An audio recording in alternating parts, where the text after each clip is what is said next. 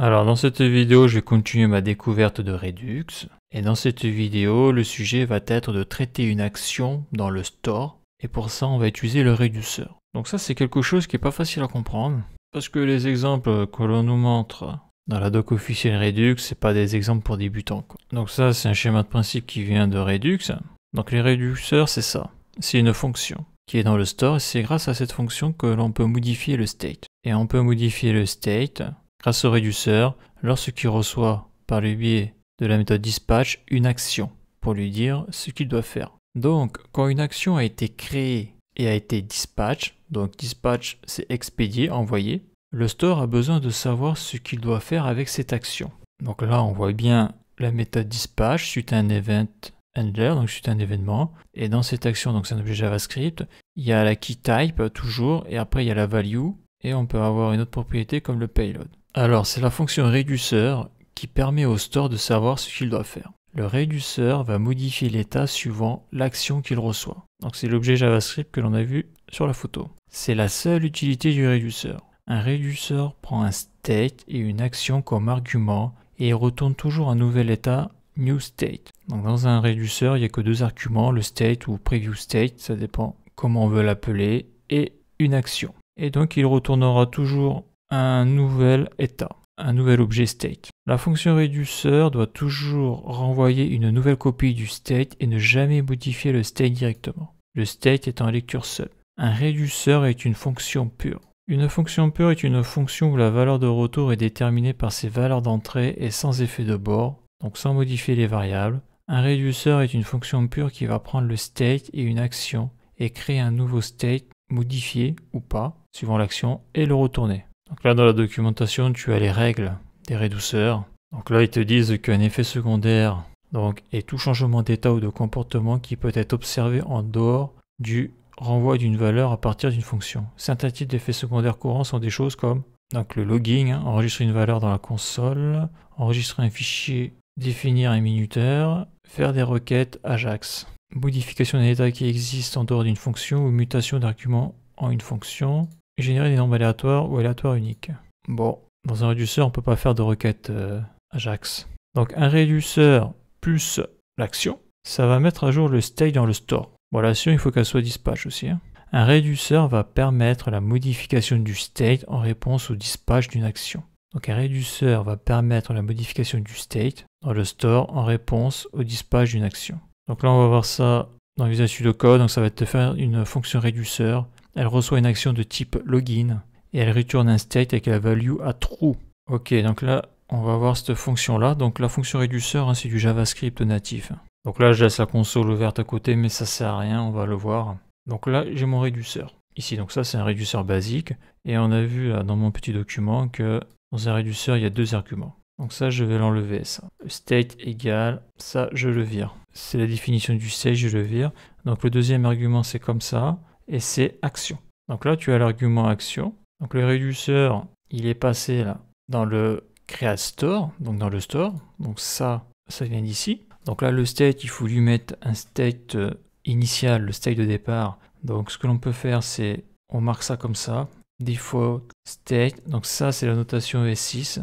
Donc comme je l'ai dit, dans une fonction réduceur, il y a toujours deux paramètres, le state ou preview state et l'action. Donc c'est le state courant ou default state. Donc c'est une fonction pure qui retourne un state. Mais on va voir que pour chaque action, donc l'action c'est ça là, l'action là ici là. Là on a l'action creator, donc l'action c'est login creator, et à chaque action on a une key type, et suivant ce que l'on marque là-dedans, donc là ici c'est login, et bien une action sera exécutée par rapport à ce qui est écrit dans cette clé là. Donc ça on va le voir après.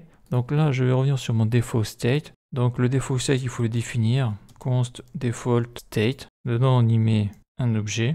Et donc je vais y mettre login et sa value elle est à false. Donc ça c'est le state initial. Donc state égale default state. On passe en paramètre par défaut au state, la variable default state. Donc c'est l'utilisation du paramètre par défaut ES6. Donc ce que l'on voit aussi là, avant d'aller plus loin là, sur le réduceur, ça j'ai pu le remarquer, au lieu de marquer la chaîne de caractères login, donc là ça c'est la variable action que l'on passe dans une fonction, action creator. Ce que l'on voit souvent c'est ça. C'est login, par exemple, écrit en majuscule.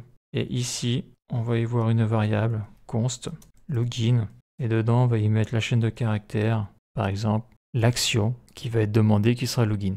Voilà, ça on le voit souvent, c'est souvent écrit comme ça. Donc là je vais le faire comme ça. Donc tout ça fait partie de l'action creator, hein, donc c'est la fonction qui va donner une action par le biais du dispatch qu'il y a ici. Donc le réduceur, lui, il doit modifier le state suivant ce qu'il reçoit. Donc là il reçoit le state, l'action, donc comment ça marche. Donc là on va y mettre une condition. Donc quand il n'y a qu'une condition, on va y mettre un if, et si on a plusieurs, on mettra un switch case. Donc là je vais mettre un if. Donc la condition elle est true ou false. Là je vais marquer true là pour le moment là. L'idée c'est quoi? C'est si la condition est true, alors je return, j'ouvre les accolades, et là j'y mets donc la key login.true. Le state de départ est à false au niveau du login. Et sinon, donc si la condition n'est pas true, hein, si elle est false, je return le state. Voilà, j'avais mis une accolade en trop, Maj Alt F, donc là il me manque l'accolade de l'objet. Donc là j'ai merdé sur une accolade, donc là j'ai mon accolade du return, c'est bon. Là j'ai l'accolade du if, else, là on est bon, donc ça s'en va, et ça j'en ai plus besoin, ça marchera mieux comme ça. Maj Alt F, voilà, c'est mieux. Donc là si je mets, là je vais juste réactiver mon console log, là, voir ce que ça fait, et dedans je vais y mettre mon current state, CTRL V, CTRL V, donc là il me dit login à true, alors ça c'est bon. Donc là si je mets à false, ça fait quoi? Il me met login à false, ok. Donc la question va être, donc là je le remets à true, on voit que le state dans le store est bien modifié. Donc la question c'est quelles conditions je mets ici. Donc c'est toujours la même chose, ce que j'ai pu voir sur la documentation et sur d'autres exemples. Dans action, donc l'action là, elle vient d'ici, c'est la fonction action, login creator. C'est ça qui arrive dans le store, c'est cette chose là. Donc ce que l'on voit, c'est qu'on a la key type et on a la value login. Donc pour accéder à la value qui est ici, donc ça c'est l'action, c'est si j'ai login, alors tu feras ça, ça peut être autre chose, hein, ça peut être by, n'importe quoi. En tout cas, dans la value, c'est un verbe d'action que l'on y met. Donc pour y accéder là, à cette value là, il faut faire if, donc action. Donc action c'est le deuxième paramètre de la fonction réduceur. Et après on va chercher le type, point type. Donc le type on le voit, hein, c'est ici, hein, point type. Et si c'est strictement égal à login, je fais un CTRL C, alors tu retournes true, sinon tu retournes false. Donc là si je mets login comme ça, j'ai une erreur. Cannot access login before initiation. Donc ça, il faut que je la prenne cette variable là, CTRL X, et il faut que je la mette en haut, CTRL V, voilà. Donc là ça fonctionne. Quand ça fonctionne, j'ai plus d'erreur. Bon là pour le moment il me dit false. Si action.type est strictement égal à login, alors je passe la key à true. Sachant que si on a plusieurs keys dans le default state, on n'utilisera pas cette méthode là, on utilisera une autre méthode. Avec les 3 points pour déstructurer là, le destructuring du state. Mais bon là j'y suis pas encore. Donc moi je pensais qu'en mettant strictement égal à login, comme le login, c'est cette chaîne de caractères là, et que ici j'ai marqué bien return.